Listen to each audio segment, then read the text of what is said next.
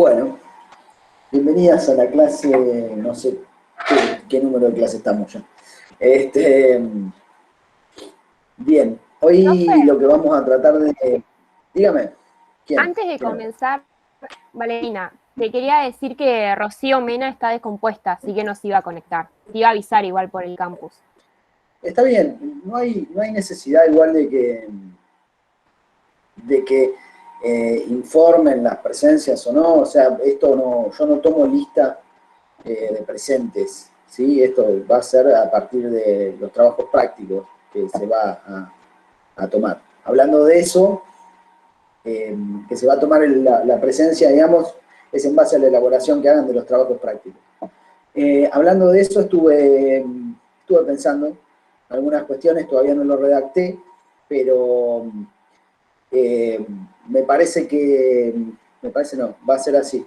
El trabajo o los trabajos que les voy a pedir van a tener que ver con una articulación del psicoanálisis y de algunos conceptos del psicoanálisis, no todos porque, como vieron, al comienzo estamos explicando, por ejemplo, un modelo de Freud, por ejemplo, del aparato psíquico, que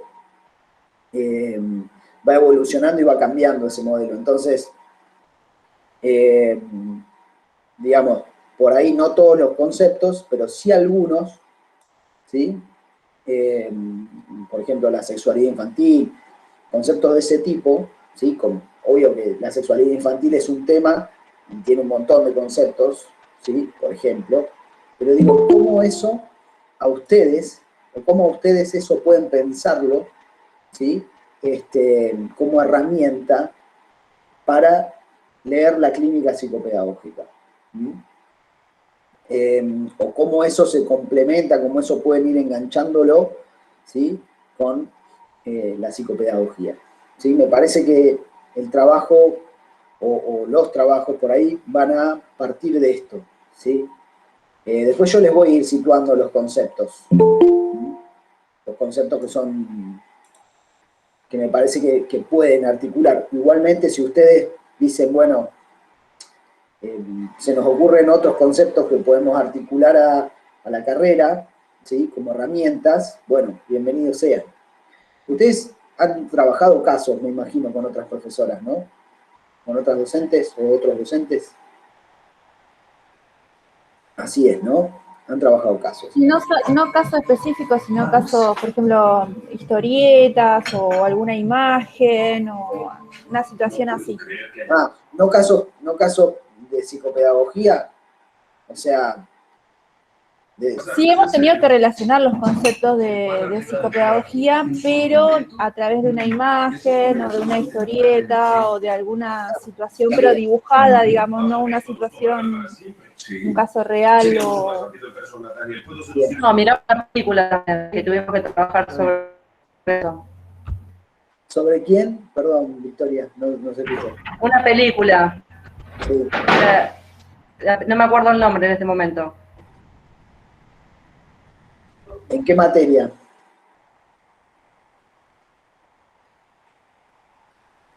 ¿En qué materia ¿Era en pedagogía, chicas? No me acuerdo si era pedagogía o... Ay, Entre los muros, me parece que era la película. Entre los muros. Entre los Sí, Entre muros. Sí, Entre los muros, claro, sí, una película francesa, En Cannes. sí. Sí, la vi. Qué película más rara esa, ¿no? ¿Dónde está el nudo? ¿Dónde está el desenlace? ¿Dónde está la estructura común que tienen las películas viejas? No está. ¿Vieron? Es como un recorte así, ¡pac! Es interesante de ese lado cómo está filmada la película, cómo está guionada. Y además no les deja esta cosa de todas las películas que dicen, ay, qué lindo, porque pudo aprender. No deja eso. Es como que sitúa el problema y es el problema lo que está ahí. Y nada más. Es interesante esa película, está muy buena. Ahora dijo que teníamos que mirar otra película, por si te interesa, Escritores de Libertad. Sí, esa sí es re naif, re pelotuda. Sí, esa a mí, viste, como mucho no me cabe. Esa película es súper idealista, mal, muy, muy idealista. Pero bueno, es mi parecer. Me gusta mucho más Entre los muros que esa. Entre los muros sitúa el problema y en cambio Escritores de Libertad no. Sitúa el problema, pero hay una resolución como muy idealizada. Hablando de idealizada, ¿no? Hablando de eso, ¿por qué digo lo de idealizado? Digo por lo del ideal del yo, eso que nos queda ahí pendiente un poco. Claro, una francesa y otra de Hollywood. Sí, los franceses son... no, hay otro tipo de cine francés también, no es solo eso, pero sí. Bien, estoy desvariando. A lo que voy es a esto. O sea, ustedes, bueno, tienen estos trabajos, tienen estos recortes. A mí me gustaría que lo pensaran a ver, digo, cómo esto, si bien estamos hablando de la constitución del ser humano desde el comienzo, ¿no? El psicoanálisis nos sirve para pensar una forma de constitución del ser humano, cómo lo piensa el psicoanálisis, un poco, depende del tipo de psicoanálisis que se haga, ¿no? Pero bueno, nosotros estamos viendo al fundador del psicoanálisis, que es Freud, ¿sí? Y bueno, son esos conceptos de Freud los que retoman otros autores, ¿no? Ya veremos algo de Piera, no sé si vamos a ver de Winnicott, porque ya ven Winnicott con otros docentes en otras materias. Pero lo que les quería decir es esto, digo, por ahí estaría bueno ver cómo esos conceptos del psicoanálisis les pueden ir sirviendo, o cómo les pueden ir sirviendo, cómo la idea del pensamiento, digamos, de armarlo a esta actividad es para darle como carácter de herramienta a los conceptos del psicoanálisis, pero de herramienta no para el psicoanálisis, sino para la pedagogía, perdón, para la psicopedagogía. Y esto me parece que es un trabajo que tiene que ser conjunto.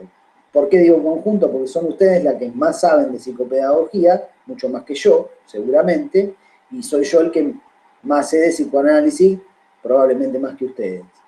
Entonces, en eso, digamos, habría que ir pensando cómo armar algo conjunto.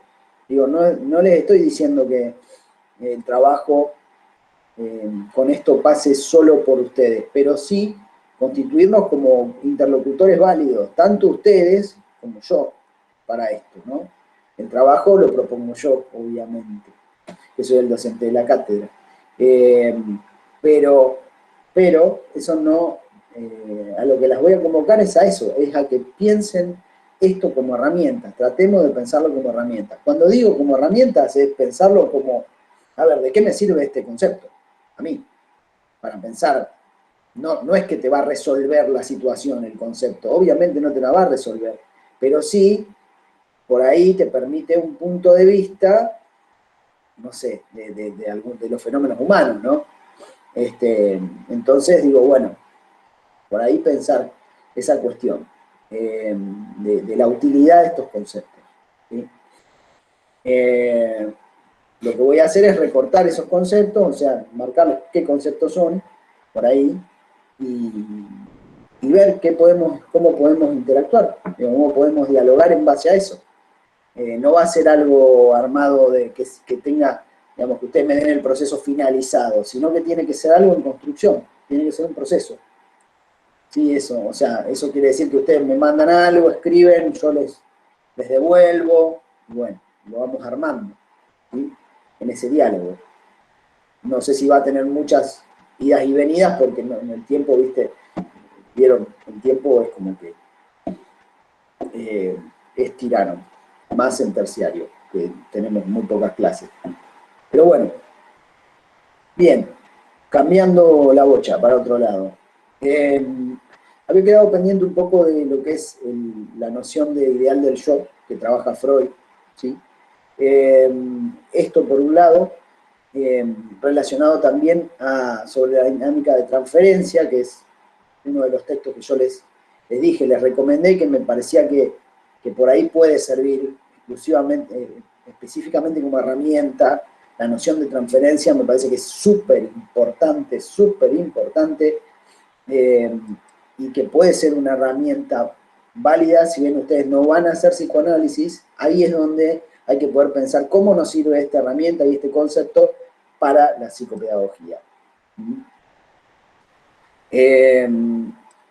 Les decía, voy a desarrollar un poquito de lo que es el ideal del yo, y si tenemos tiempo, vamos a trabajar el más allá del principio del placer, que no sé si lo pudieron acercarse a los teóricos, son 2 hojitas nada más de los teóricos, aunque son bastante intrincadas esas hojitas. Vemos a ver si lo podemos, si pudieron leerlo, vemos a ver si lo podemos conversar, más que hacer una exposición teórica yo.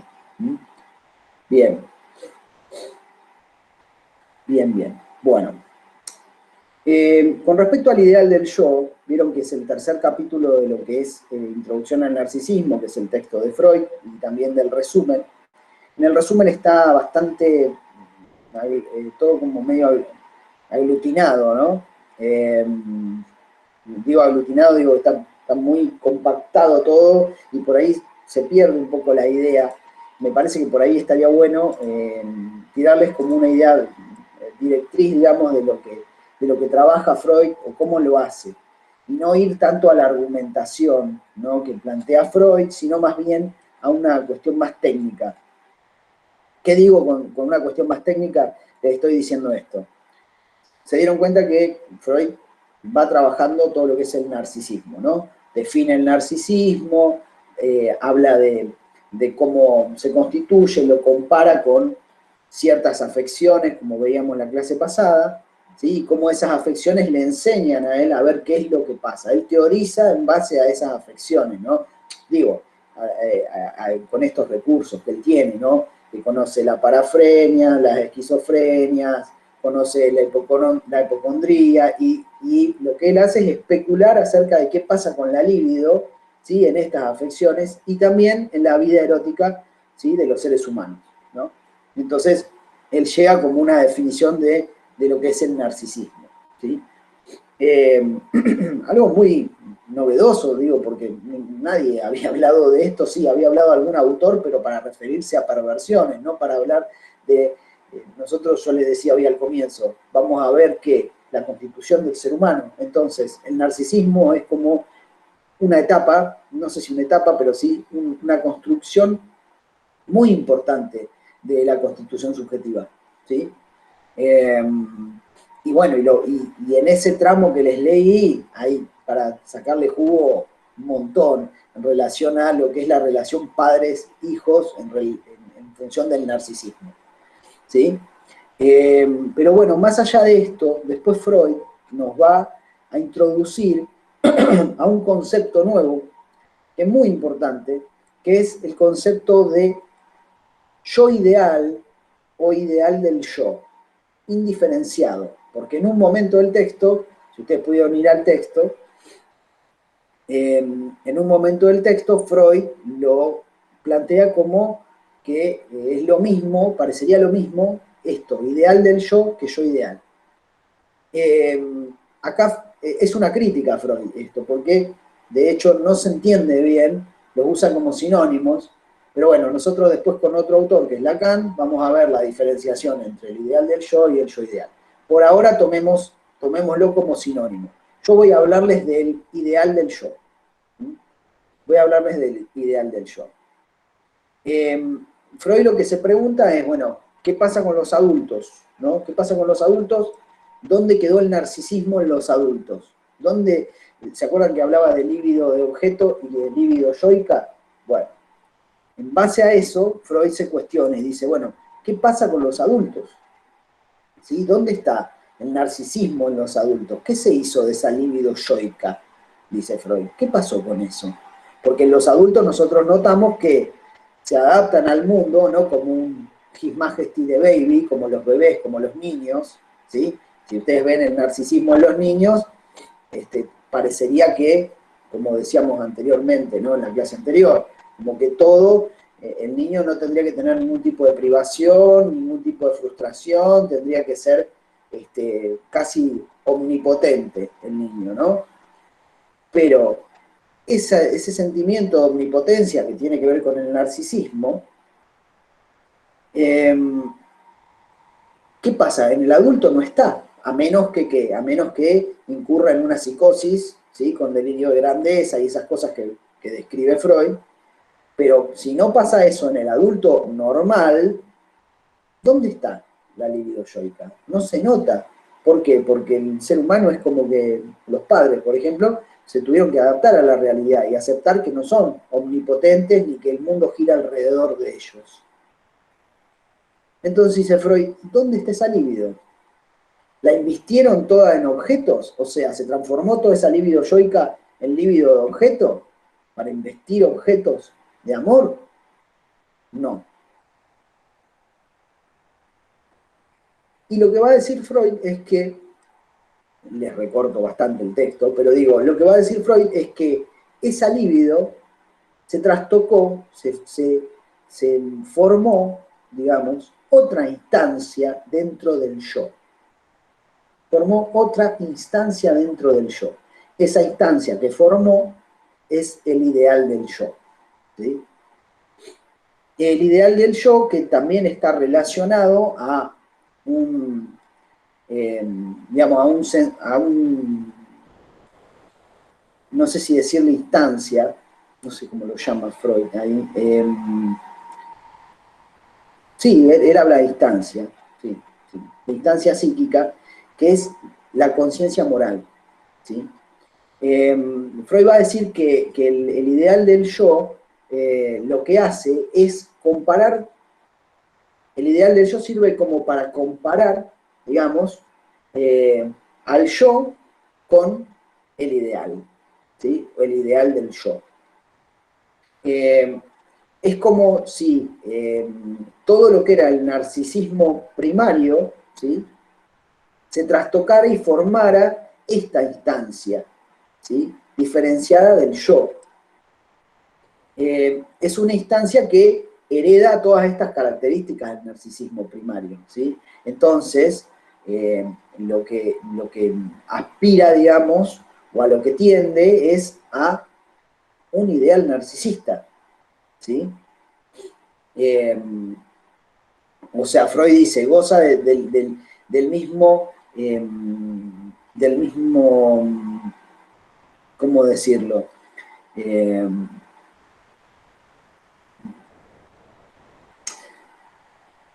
Del mismo amor, podemos, o valoración que tenía el narcisismo para la infancia, ¿sí? Entonces, a ver, con esto les estoy diciendo que dentro de nosotros, ¿sí? Porque Freud ahí va a tratar de distinguir, digamos, qué pasa con el neurótico, qué pasa con la persona normal, pero no voy a tomar eso porque digo, no hay normalidad en el psicoanálisis. Para el psicoanálisis no hay normalidad. Todos tenemos una parte media que si se desborda puede pasar a enfermo o enfermiza o neurótica. ¿Sí? Todos somos neuróticos, dice Freud, en un punto. Entonces, yo lo que les voy a decir es esto. Todos dentro de nosotros tenemos esta instancia, ¿sí? Esta instancia que es el ideal del yo. Y que no es más que, a ver, yo les digo, no es más que los ideales que nosotros tenemos, ¿sí? Y con los que nos comparamos, ¿sí? Y con los cuales medimos nuestro yo, ¿sí? Porque por un lado está el ideal del yo y por otro lado está el yo. Por ejemplo, ustedes rinden un examen, ¿no? Están estudiando acá en la carrera, ¿no? Y a ustedes, dentro de la carrera, aspiran, digamos, sus ideales serían, qué sé yo, sacar muy buenas notas en todas las materias, ¿sí? ¿Estoy de acuerdo o no es un ideal eso? ¿Sí? Bueno, me hacen que sí con eso, ok. Tal vez no, puede que ese no sea el ideal tal vez sea, no sé, ser piloto de avión, qué sé yo, no sé qué hacen acá igual, pero digo, bueno, el ideal puede ser cualquier cosa, o ser muy buena persona, o ayudar a todo el mundo sería, ¿viste? El ideal. Bueno, bárbaro.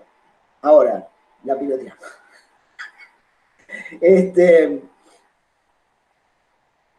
Pero desde este ideal narcisista, ¿sí? Como los nenes que juegan en la infancia a ser superhéroes, con el yo, hay una distancia, ¿no? Hay una distancia. Ustedes dicen, bueno, yo idealmente quisiera probar todas las materias con 10. Y les pasa que aprueban todo, pero con 7, 6, qué sé yo. Entonces, hay una instancia psíquica que es la conciencia moral, que lo que hace es comparar todo el tiempo al yo con el ideal. Cuando compara, puede ser muy jodida la conciencia moral y decirnos, uy, mirá, no llegaste al 10, che, qué mal que no llegas al 10, ¿no? O cuando uno realiza acciones puede decirle, a uno mismo se dice, ¿no? Pero es el ideal y la conciencia moral las que nos establecen ciertos parámetros de lo que está bien, lo que está mal, de lo que podemos aspirar o no, ¿sí? Y a veces esa conciencia moral es, como les decía, muy cruel. Tiene como ¿cómo decirlo? Pone la vara muy alta, ¿sí? Cuando las exigencias, digamos, del ideal nos ponen la vara muy alta, ¿sí? Dice Freud, ¿qué sucede? Sucede que es muy difícil para el yo, ¿sí? Cumplir con ese ideal y obtener satisfacción, y obtener la aprobación de la conciencia moral, ¿sí? Y además, ¿qué sucede? Freud dice que, recuerdan que hablábamos de las pulsiones, siempre Freud se interesa por los neuróticos, o sea, por las neurosis.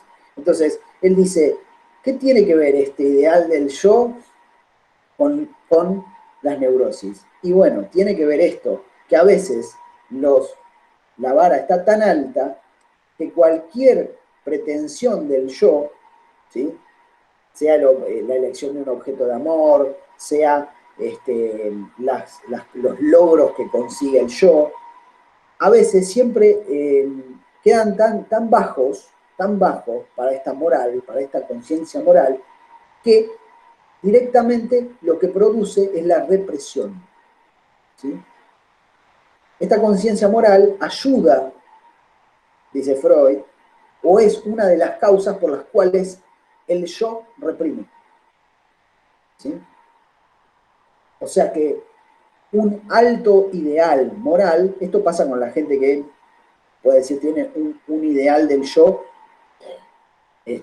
podemos decir muy intenso, con la vara muy alta, podemos decir, bueno, un ideal que tiene, digamos, que goza de un investimiento tan grande de líbido, ¿sí? De líbido narcisista que va a parar ahí, para ese ideal nunca alcanza, ¿sí? O cualquier cosa que quiera decir el yo, o sea, por ejemplo, ustedes agarran y dicen, bueno, tengo que entrar en tal trabajo, ¿sí? O quiero ponerme de novio con un flaco. Pero el ideal todo el tiempo les reclama una cosa muy alta, ¿no? Una cosa muy extrema, ¿sí? Y por eso muchas veces todas las tendencias, por ejemplo, vos decís, me gusta tal flaco, y el ideal te dice, ah, no, pero ese, no sé, no tiene plata, es un vago, no hace tal cosa, no hace tal otra, ¿qué te vas a poner de novio con ese loco? ¿Sí? Dice el ideal. Entonces eso que podría ser consciente o podría llevar al yo a tratar de hacer algo, de investir ese objeto de amor, directamente ni aparece en el yo y se reprime. ¿Por qué? Porque la conciencia moral le está diciendo que ni lo intentes, ¿sí? Y lo reprime. ¿Se entiende? Eso para explicar cómo muchas veces, ¿sí? La conciencia moral es una instancia, ¿sí? Que ayuda a la represión, ¿sí? Ayuda a la formación de neurosis, a la producción de neurosis, ¿sí? Pero en la vida normal, nosotros, cuando eso no se reprime, igual también tenemos conciencia de nuestros logros, de lo que queremos hacer, etcétera, etcétera, y tenemos esta instancia crítica que nos habla a nosotros mismos y nos dice, nunca va a ser ideal, ¿sí?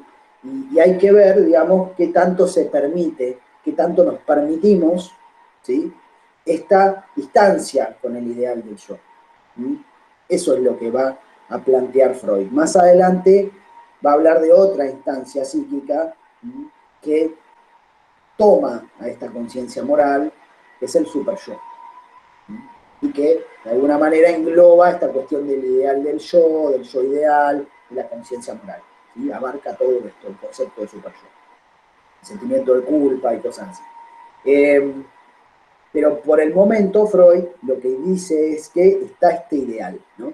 Este ideal del yo, esta conciencia moral, dice, la heredera de lo que fueron los influjos de los padres cuando uno era niño, ¿sí?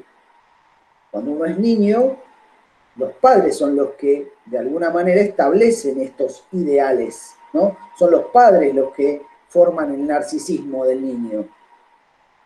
Y es este narcisismo el que después se trastoca en este ideal del yo. Ahí es donde va a parar la libido yoica. Va a parar al ideal, ¿sí? Freud, a partir de eso, digamos, después hace todo un juego de qué es lo que sucede con la libido yoica, la libido de objeto. Digo, me parece que es una argumentación fantástica, pero que por ahí a ustedes no sé si les puede servir, digamos, profundizar tanto sobre esto. Sí tengan en cuenta que ese ideal, ¿sí?, está presente en el psiquismo como una barrera, digamos, a veces, como un censor. Incluso Freud, cuando habla de censura, va a decir que el censor del sueño es esta conciencia moral, ¿sí? Lo que hace, ¿se acuerdan que yo les decía? Hay que desfigurar los pensamientos, ¿sí?, inconscientes, para que el yo no se dé cuenta de que estos sustitutos están reemplazando a los pensamientos inconscientes que el yo reprime. Bueno, Freud dice, no es el yo, es la conciencia moral. Es esta parte diferenciada del yo, que es la conciencia moral y que compara todo el tiempo al yo con el ideal del yo, ¿sí? Se dan cuenta cómo Freud va como reformulando esto, ¿no? Y todo a partir de esta cuestión del narcisismo. Por eso Freud, además, les va a hablar, obviamente, de todo lo que son las relaciones con los objetos, digamos. O sea, con la libido objetal. Por eso va a hablar del enamoramiento, de qué sucede con la libido yoica, qué pasa con el ideal del yo, ¿sí?, ahí en el enamoramiento, o qué pasa con el ideal del yo y la sublimación, qué pasa en los ideales de masas, ¿no? Son todos, cómo Freud introduce este concepto, y a partir de introducir este concepto se le reformula toda la clínica, puede leer la clínica desde otro lugar, ¿no? Lo mismo que lo que tiene que ver con cómo esas relaciones con el ideal, ¿sí?, o cómo el ideal interviene en lo que serían situaciones en donde uno puede aplicar la libido o elige determinados objetos de amor, ¿sí? O cómo eso puede, como les daba el ejemplo, cómo eso puede ser reprimido, esa tendencia. Ahora, es un problema, ¿no? Porque es un problema, digo, para la clínica, no es un problema que Freud delimita a partir de la clínica, ¿no? O sea, fíjense que cuando la libido, ¿sí?, la libido sea yoica, que queda ahí, o la libido objetal, ¿me acuerdan cuando hablábamos de la formación de los síntomas? ¿Qué pasaba? Pasaba que la realidad frustraba, ¿sí?, ese investimiento. O sea, más fácil, le tiro onda a una mina y la mina me dice, no me corresponde. Entonces, ¿qué hago con la libido que había depositado sobre ese objeto? ¿sí? ¿Qué hago con esa libido? En los casos de la neurosis, esa libido iba a parar a las fantasías inconscientes, ¿sí? Entonces, ahí, digamos, cuando iba a parar a las fantasías, las reactivaba y era como que trataba de realizarse, esas fantasías trataban de realizarse y ahí se producía la represión, porque esas fantasías por algo eran inconscientes, ¿no? Porque habían sido primeramente reprimidas en un primer lugar, ¿sí? Durante la constitución subjetiva en el niño, ¿no? Entonces, lo que les decía es esto. Piensen que en la neurosis hay una gran incapacidad de amar, dice Freud. ¿Por qué hay una incapacidad de amar? Y puede ser porque hay un ideal que es demasiado elevado, el ideal del yo. Entonces no permite, ¿sí?, que esa libido se aplique, se reprime eso. Y entonces las personas, dice, quedan empobrecidas en lo que tiene que ver con su vida amorosa, ¿sí? Pero también empobrecidas porque, porque no pueden cumplir con el ideal, ¿sí? En ese sentido, porque cuando uno cumple con el ideal, obtiene también, ¿no?, una gratificación, en el sentido de una satisfacción, ¿sí? Él dice, bueno, cuando yo cumplo con el ideal, hay un sentimiento de sí que se agranda, digamos, ¿sí? No llegamos al delirio de grandeza, pero sí nos decimos, oh, qué bien, qué bárbaro, que te sentís orgulloso como de vos mismo, ¿sí?, cuando cumplís con el ideal. Esa es una satisfacción de carácter narcisista, ¿sí?, cumplir con el ideal. Ay, le gusté a todos los flacos de boliche, se dieron vuelta a mirarme, dicen las chicas, qué sé yo. Bueno, amarse a sí mismo. Es una satisfacción de carácter narcisista. Bueno, ¿qué pasa con los neuróticos? No pueden. ¿Por qué? Porque esa comparación con el ideal hace que esa libido nunca sea suficiente, digamos, esos logros nunca sean suficientes y entonces, ¡pum!, reprime, ¿sí? Entonces, no se obtiene satisfacción con el ideal, pero también puede pasar que con los objetos de amor, ¿sí?, que esto sería no el caso de que me amen a mí, sino que sería yo de amar, tampoco puedo obtener satisfacción, ¿sí? Eso dice Freud. Tampoco puedo obtener satisfacción con los objetos porque, ¿qué?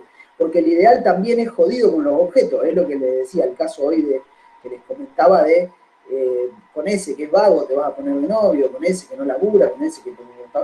Bueno, ¿sí? Entonces tampoco podemos investir los objetos. Entonces la vida del neurótico, ¿sí?, piensen que la libido va a parar a las fantasías, ¿sí?, y en lugar de poder amar, ¿qué aparece? El síntoma. En el lugar de la libido, que debería aplicarse al amar, al ser amado, ¿sí?, a esta vida amorosa, en lugar de eso, aparece lo sintomático, ¿sí? ¿Un narcisista deja de ser neurótico? A ver, el narcisismo está en todos los seres humanos, ¿sí? Ahora, el neurótico, ¿se acuerdan de las elecciones de objetos? Que había dos tipos de elecciones de objetos. Un tipo de elección que tiene que ver con lo anaclítico, ¿sí?, basado en el modelo de mamá y papá, ¿sí?, y otro tipo de elección que es amarse a sí mismo y buscarlo en un objeto, ¿sí? Si vos le llamás narcisista al tipo que tiene el tipo de elección narcisista, ¿sí?, la pregunta era si el narcisista que se vuelve neurótico o algo así era, Lucía. Claro, porque en un momento de la explicación dijiste, en cambio, en los narcisistas, como haciendo una separación de uno del otro, me surgió esa duda por eso. Mirá, neurótico puede ser tanto el que tiene el líbido de objeto, digamos, el que hace un tipo de elección de objeto basada en lo anaclítico, ¿sí?, como el narcisista, ¿sí? Ambas son neurosis, ¿sí? Lo que pasa es que en una de esas neurosis hay tanto la elección de objeto, ¿sí? Como digamos, la satisfacción, ¿sí? Se produce en base al modelo del narcisismo, ¿sí? A la cuestión de está muy relacionado al ideal, eso, al ideal del yo, queda como muy tomado por el ideal del yo. Y digo, el tipo de elección de objeto se ama al otro, ¿sí? Pero se ama por la propia incapacidad de poder amarse él mismo, ¿sí? Eso lo dice más adelante Freud en el texto, nos va a plantear eso. ¿Qué sucede, por ejemplo, cuando nunca se llega al ideal, ¿sí? Nunca se llega al ideal, ¿no? Eso es algo que la realidad nos enseña eso, que nunca se llega al ideal. Pero en el tipo de elección narcisista, lo que hacen los narcisistas es, ponele, que como no pueden satisfacerse en relación al ideal, porque el ideal es muy elevado, buscan lo que le falta al yo para llegar a eso en un objeto. ¿Sí? Y entonces producen este tipo de elecciones, que se las leo para recordarlo. El tipo de elecciones, lo que se busca en la elección narcisista, dice Freud, el modelo es a lo que uno mismo es, a sí mismo. O sea, busco a alguien que sea igual a mí. Eso lo ven. Fíjense que no es tan clara la diferenciación entre lo normal y lo patológico, acá. Si tomamos esto, ¿se dan cuenta? O sea, cada uno, o sea, mucha gente busca que el objeto de amor sea parecido a sí mismo, ¿sí? Y obtiene gratificación con eso. ¿Sí? No sé si está no es patológico que alguien busque eso, ¿sí? No sé si es patológico, tal vez te trae problemas. ¿Qué pasa? En el enamoramiento pasa algo de esto, ¿no? Hay algo de esto que se juega, ¿no? De, ay, mirá, igual que yo. Es decir, ¿viste? Mirá, estás haciendo, tomá la misma cerveza que yo, qué divino. ¿Qué sé yo? Boludeces que uno compara y dice, ah, igual que yo. Bueno, ahí hay algo del narcisismo en juego, ¿no? Ah, no, vos pensás igual que yo en esto. Vieron que hay como una cuestión media como de enamoramiento en algunas personas en base a eso. Hay otras que dirán, ah, qué pesado, sos igual que yo, qué sé yo. Depende del tipo de elección que tenga, ¿no? Pero digo, bueno, uno de los tipos de elección narcisista es ese. Es que se ama a lo que uno mismo es, ¿sí? Ahora, otro tipo es a lo que uno mismo fue, o sea, lo ubica en el pasado, a lo que uno fue. O sea, yo fui un niño re bueno, entonces voy a buscar en el objeto sexual, ¿sí? Alguien muy bueno, porque yo era muy bueno cuando era chico, ahora no sé, pero no logro cumplir con el ideal, no soy tan bueno como yo querría, pero voy a buscar a alguien que sí sea buena como era yo cuando era chico. A lo que uno querría ser, o sea, ¿a qué aspiro? Desde el ideal, no llego yo, pero espero que el objeto sí llegue a eso, ¿no? Lo que uno querría hacer, ay, ella que es millonaria, a mí me gustaría ser, pero soy un seco de mierda, y entonces me pongo de novio con una que es millonaria y, ay, qué bárbaro, mirá, es como querría ser yo, bien. O a la persona que fue una parte del sí mismo propio.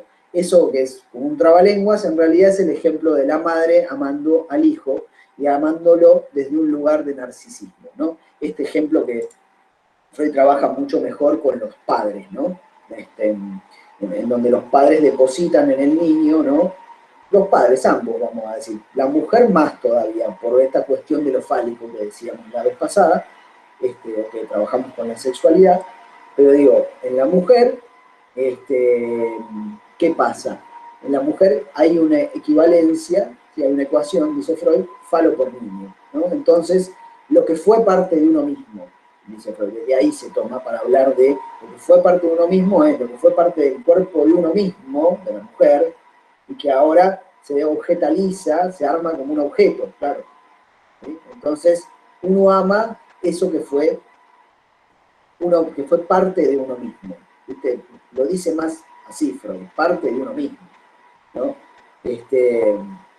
Bueno, el narcisismo que se juega en el amar al hijo. Lo podemos pensar a esto, ¿no?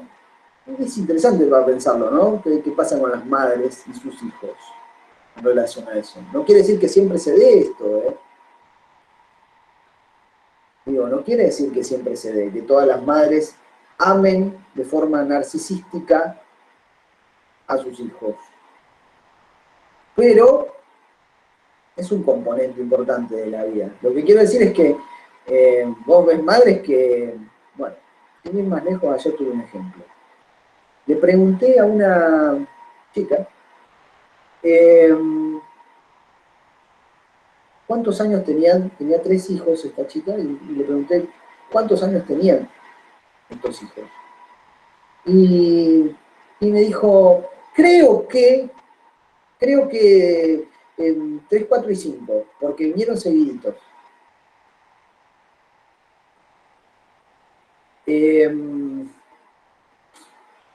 Bueno, a ver, uno lo que tendría que hacer es no funcionar como conciencia moral, ¿no? Y achacarle al otro y decirle, ah, pero qué desastre de madre que sos, que no sabés la edad de tus hijos, ¿no?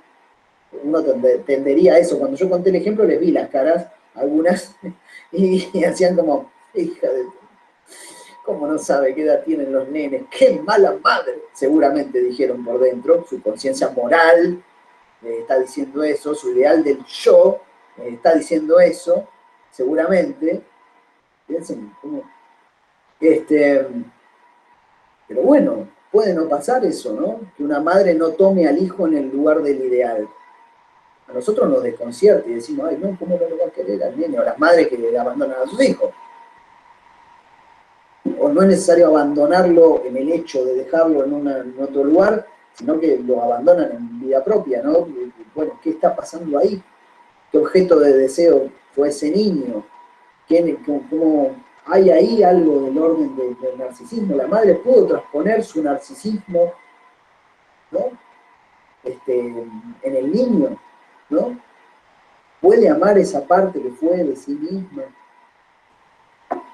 Bueno, Freud nos da elementos para pensar esta situación, ¿no?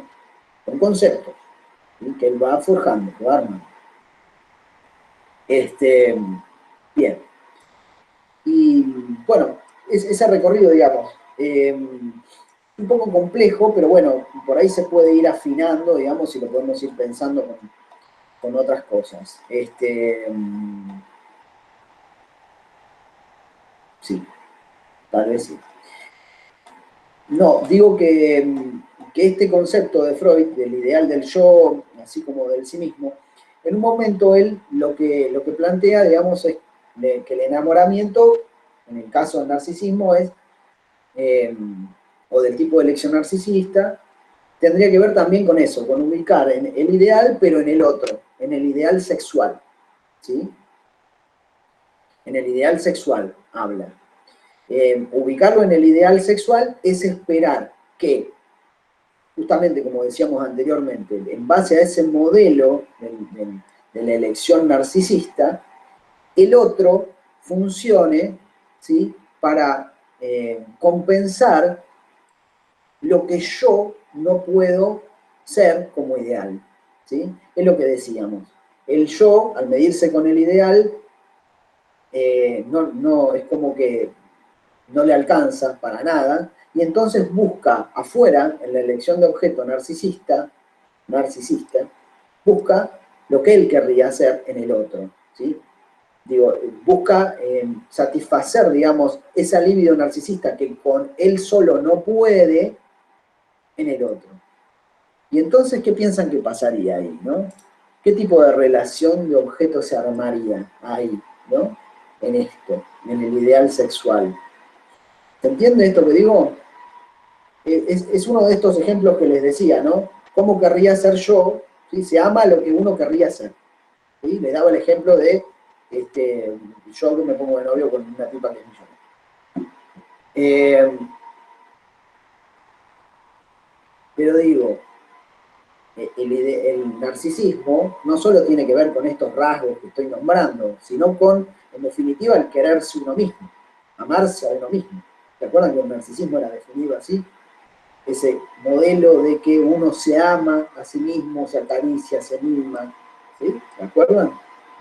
¿Qué pasa cuando yo no puedo amarme a mí mismo? O sea que todo lo que logro es una cagada, no me sirve, es poco, siempre estoy en medio. Eso te iba a preguntar, si entra ahí el autosabotaje. ¿Qué sería el autosabotaje? Y ponele, cuando diste el ejemplo de no, ¿cómo voy a andar con este que no tiene plata, que no sé qué, que no cumple por ahí con el ideal? Entonces se autosabotea o diciendo, no, está bien, no puedo estar con nadie porque, no sé. Muy bueno, buen ejemplo, buen ejemplo. Sí, pero en este caso, que estoy nombrando, del ideal sexual, sería, ¿sí? Sería que lo deposito al ideal en el otro. ¿Bien? ¿Tienen para pensar alguna situación así? En donde, a ver, me parece que quedaría dando vueltas en un ciclo sin avanzar. Sí, puede ser. Sí, eso, la neurosis muchas veces nos llevan a esto, a la repetición. Creo que lo vamos a ver en la clase que viene, así que con más allá del principio del placer y este concepto que es el de repetición. ¿Por qué repetimos situaciones que son traumáticas? ¿Por qué? Bueno, ahí Freud trata de responder. Pero digo, en esto, acá, no sería el caso de que ninguno es bueno para mí, ¿no? No sería el caso de, ninguno es suficiente para mí, ¿no? Yo soy divina y ninguno es suficiente.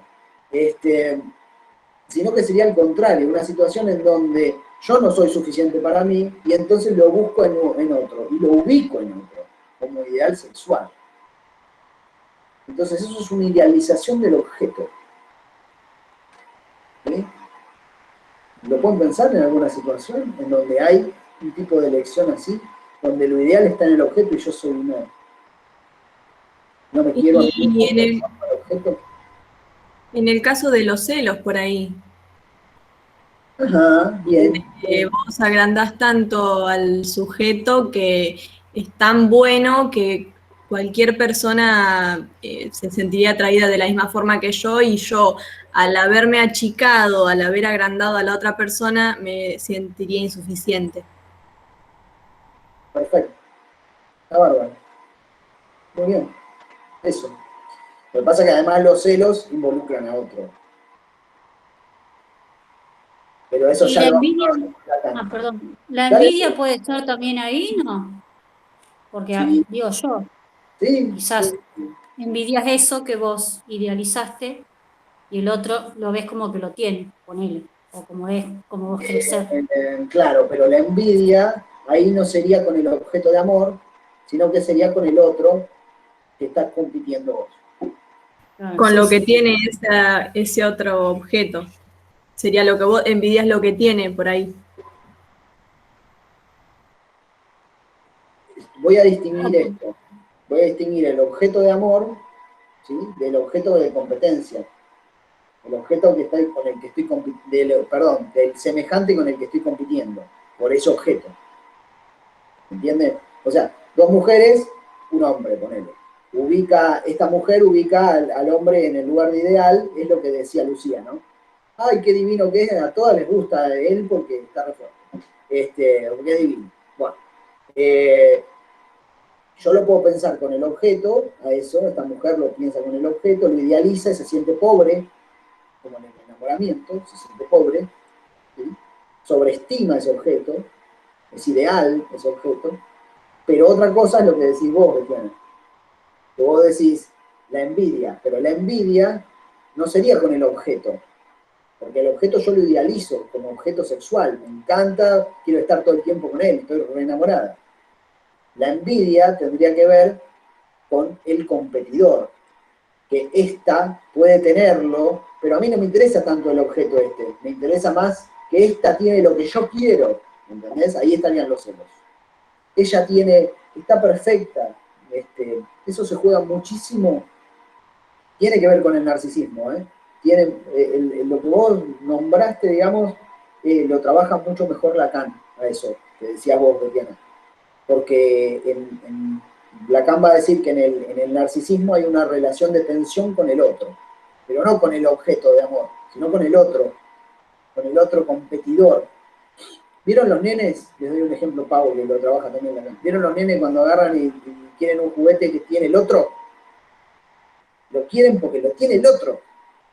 No lo quieren porque está buenísimo el objeto, sino que lo quieren porque el otro lo tiene. Esa es la envidia. ¿Sí? Y después cuando el otro lo suelta y él lo tiene y vos le decís, andá, agárralo, el nene va y no quiere agarrarlo. Porque ahí Lacan dice, nos da la fórmula de que el deseo es el deseo del otro. O sea, lo que vale ahí es que ese objeto es deseado.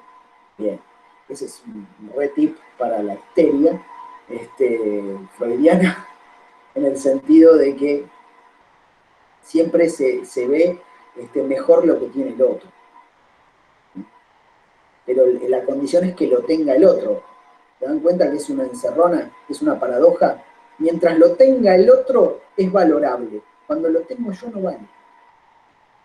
¿Se dan cuenta la insatisfacción que genera eso? Y nos quedamos en ese plano. Pero bueno, eso es Lacan, me voy a correr, ya lo vemos después a eso. En Freud está esto. Ahora, Freud dice algo más, un poquito más en el final del texto. Dice que estas personas que ubican en el ideal sexual, ¿no?, esa satisfacción narcisista que no pueden obtener por su propia conciencia moral, ¿sí?, por esta comparación, porque el ideal está muy alejado del yo, ¿sí?, esas personas tienden a producir lo que Freud llama en el tratamiento, lo que llama la cura por amor. La cura por amor es esperar la salvación de parte del objeto. ¿Entienden? Es esperar la satisfacción. Vieron que los neuróticos no pueden amar, dice Freud. Tienen un problema para amar porque la libido está reprimida y tienen los síntomas en lugar del amor. Bien. Pero ¿qué sucede cuando empieza el análisis? Aparecen los fenómenos de la transferencia, que dice Freud. Y en la transferencia hay algo de esto, de lo que se llama la cura por el amor. ¿Qué va a decir Freud? Que en la medida en que se activan los conflictos neuróticos, el neurótico, ¿qué hace? Trata de ubicar ese amor frustrado sobre quién, sobre el analista. El neurótico. Eso no quiere decir que los fenómenos de la transferencia no estén, está bien, en cualquier relación. Digo, con cualquiera que ustedes le transfieran algo del orden de que les genere ternura, por ejemplo. ¿Sí? Ternura o amistad y también transferencia negativa. Digamos, son sentimientos, afectos que se ponen en juego en la cura analítica, que la cura analítica los logra distinguir, pero que están presentes en la vida de cualquier ser humano. ¿Sí? La transferencia. La transferencia se da con el doctor. Vos dejás que te revise el doctor y tenés que tener un poco de confianza y de transferencia con el doctor para que te revise. Porque si no le pones el cuerpo fácil. Y no dejás que te revise. Se ve mucho con los doctores eso, pero también, obviamente, en análisis se ve, pero se ve en cualquier situación, con un educador también. Cuando los nenes dicen, ay, cuando esta pavada, ¿no? De que, ay, la maestra, la quiere a la maestra como la quiso a la madre. Y eso es la transferencia. La transferencia es eso. ¿Sí? Estamos transfiriendo, digamos, estamos desplazando un afecto de un objeto a otro, de una representación de un objeto a otro. De la mamá, le idea de la mamá, la representación de la madre, como objeto de amor, a la maestra. Es la transferencia. Y y cómo la usan. ¿Cómo la usan las maestras de primaria, por ejemplo, con los niños para hacer que laburen? Bueno, el analista hace lo mismo, ¿no? Hace que labure el paciente a partir de la transferencia. En base un poco a esto, ¿no? En base un poco a la transferencia tiene que ver un poco con el ideal de carácter sexual, ¿sí? Porque esto que no era solamente sentimientos conscientes de amistad, qué bien me trata mi analista, bueno, todo eso, me va muy bien con mi analista, bla, bla, bla, o sabe un montón mi analista, bla, bla, bla, sino que también hay una parte inconsciente. La parte inconsciente tiene que ver más con lo sexual, ¿sí? Entonces, en un momento de la cura, eso, ¿a Freud qué le pasaba? Le pasaba que las pacientes, como en el caso de Breuer, ¿se acuerdan de esa película que les di para que vieran el comienzo? ¿Qué pasaba con Breuer y Anna Oh? Se le enamoraba. Le dice que estaba embarazada de él. Y Breuer sale corriendo. En cambio, Freud se da cuenta que ya desde ahí que hay algo del juego de la transferencia, ¿sí? Entonces, no es con la persona de él, ¿sí? Es porque viene de las imagos paternas, ¿sí? Que se transfieren sobre la persona del médico, ¿sí? O en este caso del analista, ¿sí? Y eso funciona ¿para qué? Dice Freud. Para que la persona, en vez de seguir asociando en análisis, ¿qué haga? Deje de asociar y empiece a actuar y se resista al tratamiento. La resistencia al tratamiento tiene que ver con la transferencia también. O sea, es un motor para que la persona vaya, avance en el análisis, ¿sí? Pero puede ser para que el chico estudie también. ¿Entiendes? Es un motor para que el niño estudie porque la profe, ¿entiende? Fíjense que la formación del ideal tiene que ver con ¿qué? Con la influencia de los padres, pero también de los educadores, de los maestros, ¿sí? Entonces, esa mirada buena que uno le devuelve al niño, que todavía no se formó el ideal del yo en el niño, ¿sí? Aclaro esto, está fuera en el niño el ideal del yo. ¿En dónde? En los docentes, en los educadores, en todas esas personas. Entonces, cuando al niño le reconoce, ¿por qué es tan susceptible el niño de halago? Vos lo halagás al nene y el nene se pone re contento y está bárbaro con eso, le gusta que lo quieran, porque está ahí, porque el ideal está fuera ahí, ¿sí? Es como la prehistoria del ideal, o sea, ¿cuándo se formó el ideal? Y se formó a partir de estas relaciones. Por eso es importante también, piensen, ¿no? Que un niño tenga una buena relación con el educador, ¿sí? Sea el padre, porque eso también arma el ideal. Y si un chico no es querido, si no se lo trata con simpatía, con amor, ¿qué pasa cuando se forme el ideal ese? ¿Qué pasará? ¿No? Lo dejo como pregunta, ¿no? Bueno, si se dan cuenta, como un concepto muy importante, que es una herramienta como muy importante, ¿no? Para pensar las relaciones que ustedes pueden tener con todos los alumnos, con cualquiera que se relacionen desde su función, ¿sí? La transferencia, insisto en esto de la transferencia funciona como un motor para cualquier vínculo, digamos, o tarea que se deba emprender, sea la del análisis, pero puede ser otro tipo de tarea. Pero bueno, tiene estas partes. Tiene la parte consciente, ¿sí?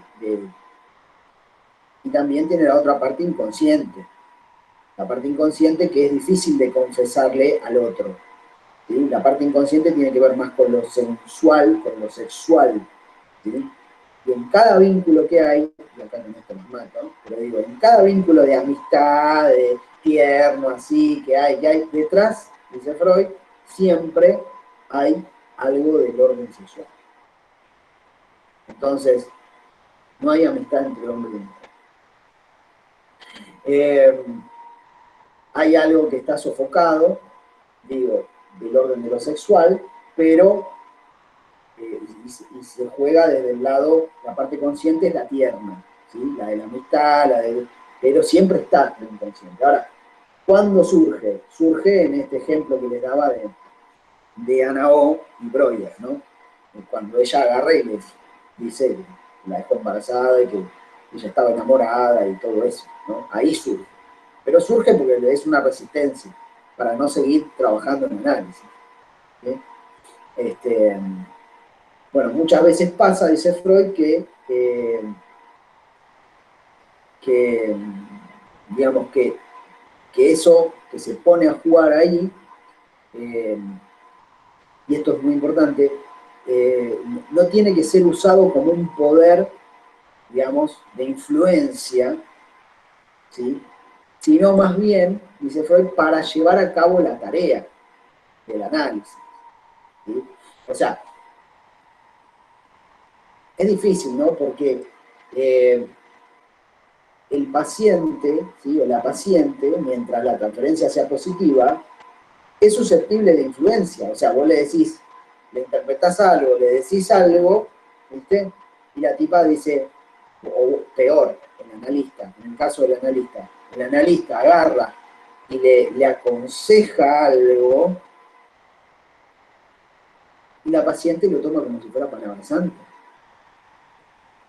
Ah, no, porque mi analista me dijo esto. Y entonces el mundo se ve así, como lo dice mi analista. Un error grande como una casa.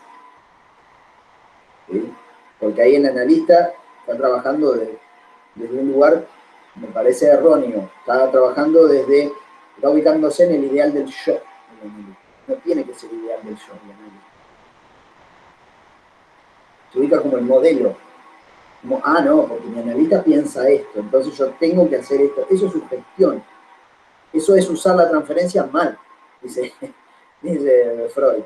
Lo que tenemos que hacer es usar la transferencia para que la persona vaya trabajando en análisis, vaya asociando libremente en análisis, porque ese es el verdadero trabajo que la va a sacar, entre comillas, o tiene que ver con la cura de la neurosis. Cura, entre comillas, también, que no hay cura. Pero digo, eso es lo que va a hacer que cesen los síntomas. El trabajo de análisis de su inconsciente. No porque yo soy un genio que se lo digo. ¿Sí? No porque yo la oriento. Entonces, la transferencia implica toda una cuestión ética. ¿Se dan cuenta? ¿De qué hago yo con ese poder cuando aparece, cuando tengo suerte de que aparezca? Ese poder que me da el otro, ese poder de sugestión, ese poder de ¿qué hago yo con eso? Bueno, es para planteárselo a nivel de lo que sería un técnico psicopedagogo, ¿no?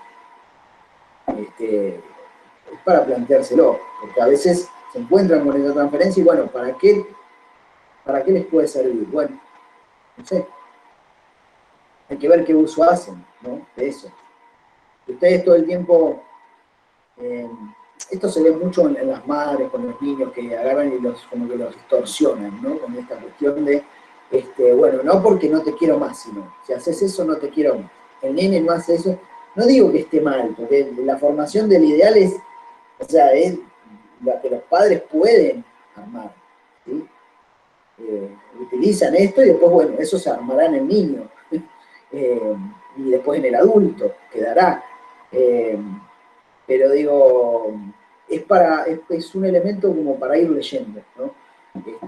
Cada caso clínico, ¿no? Cada situación clínica. Ustedes pueden usar, como hacía Lucía, digamos, también Betiana, digo, alguien, ¿no? Algunas de las chicas que dijeron hoy, pero digo, pueden usar cuestiones de la vida cotidiana, ¿sí? Siempre digan, a una amiga le pasó, usen cuestiones de la vida cotidiana para pensar estos conceptos, porque son tomados desde ahí, desde la vida normal del ser humano, desde la vida neurótica del ser humano, ¿sí? pero oriéntenlos para pensarlo, yo lo pensaría más en relación a esto, ¿no? A la situación de los niños en la escuela, los niños con el educador, los niños con el psicopedagogo, con sus padres, y piénsalo de esto. Va a salir. Bueno, está bien. Hoy vamos a ver esto nada más. Claudia, vos sos profe. Me suelen decir mamá. Ahí está la transferencia. ¿Y vos te prestás a ese lugar? Sí. Sí, es que me dicen mamá porque es una mamá amorosa. Sí, desde lo amoroso, digamos, sí, me presto. Y después hay otros que me odian, totalmente me odian, claro, porque represento también el límite, ¿no? Represento ahí la normativa, represento la autoridad y me odian. Ahí hay otra transferencia también. Negativa. Sí, puede ser. Esa es la función paterna. No tiene nada que ver la matemática, no es porque la matemática, no. Es por la transferencia. Claro. No es por la matemática, no. Pero, digo, la transferencia te ayuda a que aprendan. Sí, desde el vínculo, sí. Sí. Y que no odien la matemática, porque los que hacen una mala transferencia terminan odiando la materia, claro, asocian a otras profesoras con que no, esto no me va a salir y nunca me va a salir, y por ahí uno le propone una actividad y le salió, y así como si vos me decías que no te iba a salir, y cómo te salió, cómo lo entendiste. Lo hacen así como que traen un prejuicio o una transferencia con otra relación con otra profe o con otra situación parecida y la traen al aula y bueno, hay que romper ahí, Y también yo te iba a decir, porque vos me decías, yo lo agarro justo en la adolescencia, donde están matando a esa madre, donde están matando psíquicamente a ese padre, ¿no? Se está cayendo ese ideal de padre y de madre. Entonces yo digo, a lo mejor también esa transferencia ahí tiene mucho que ver ahí en el aula. Tal cual. Sí, en la adolescencia hay algo de esto. Puedo decir, de los duelos de los padres ideales como ideales. ¿Qué es esto? Es esto que los niños ubican. El ideal del yo tiene que ver con los padres también, ¿no? Lo ponen los padres. Bueno, muy buenos ejemplos. Muy bien. Un poco sería la idea, ¿no? Del trabajo, ¿no? Esto que están haciendo hoy, que les propongo hacer, es un poco las ideas de cómo trabajar estos conceptos. Se dan cuenta que son conceptos muy operativos, digamos, o sea, que nos sirven para leer un montón de situaciones. Bueno, ya les voy a proponer esos conceptos y empezaremos a trabajarlos. Lo que hoy hicieron, digamos, como hoy lo fueron trabajando, los ejemplos que fueron hablando de las chicas, están bárbaros, están buenísimos, están muy bien, son el ideal.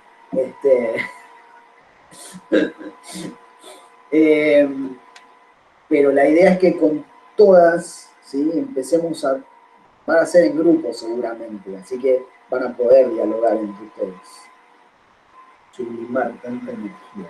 Bueno, no sé cuál será tu situación, Claudia. También. Hay que sublimar. Y sí. No en la adolescencia están a full, o sea, es como más expresivo toda la parte.